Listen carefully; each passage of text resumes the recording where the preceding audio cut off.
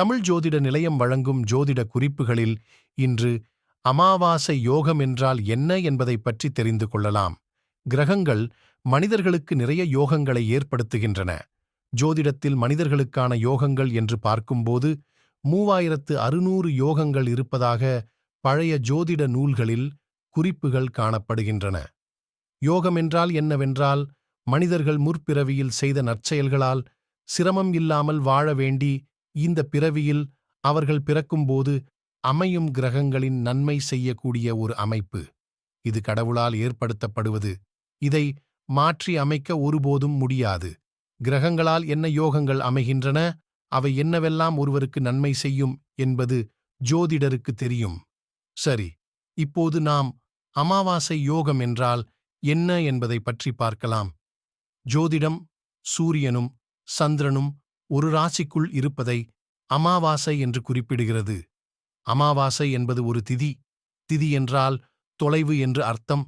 திதி என்பது வான்வெளியில் சூரியனுக்கும் சந்திரனுக்கும் இடையே ஏற்படும் தூரத்தின் பெயராகும். ஜோதிடத்தில் அமாவாசை திதியில் பிறந்தவர்களுக்கு எதிர்காலம் எப்படி இருக்கும் என்று பார்க்கலாம். ஒருவரின் ஜாதகத்தில் லக்கினத்துக்கு 1, 5, 9ஆம் இடங்களில் ஏதோ ஒன்றில் ஆத்மகாரகன் என்று கூறப்படும் சூரியனும் மனோகாரகன் என்று கூறப்படும் சந்திரனும் 8 டிகிரி முதல் 12 டிகிரிகளுக்குள் இருந்தால் அந்த அமைப்பை அமாவாசை யோகம் என்று ஜோதிடம் கூறுகிறது. சூரியன் கிரகம் ஆட்சி அல்லது உச்சம் என்ற நிலையில் இருந்தாலோ, சந்திரன் ஆட்சி அல்லது உச்சம் என்ற நிலையில் இருந்தாலோ அமாவாசை யோகம் சிறப்பு பெறும். ஜாதகத்தில் லக்கினத்தில் இருந்து 1, 5, 9ஆம் இடங்களில் ஏதோ ஒன்றில் சூரியன் ஆதிக்கம் அதிகமாக இருந்தால் அந்த அமைப்புள்ள ஜாதகர்கள் கதை, கட்டுரை எழுதுவதில் சிறப்பாக இருப்பார்கள். ஆசிரியர் தொழில், எழுத்தாளர், பத்திரிகைத் துறை ஆகிய துறைகளில் சிறப்பாக இருந்து புகழ் பெறுவார்கள்.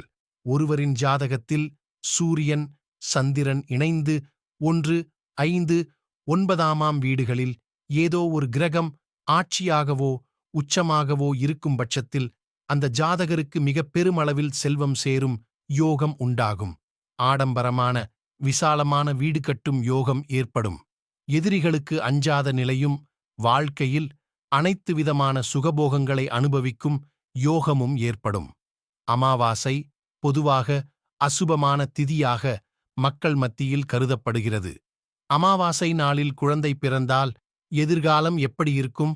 அமாவாசை அன்று குழந்தைகள் பிறப்பது அசுபமா? இதை சரி செய்ய ஏதேனும் வழி உள்ளதா என்று ஜோதிடரிடம் கேட்கும் கூட்டம் ஒன்று இருக்கத்தான் செய்கிறது.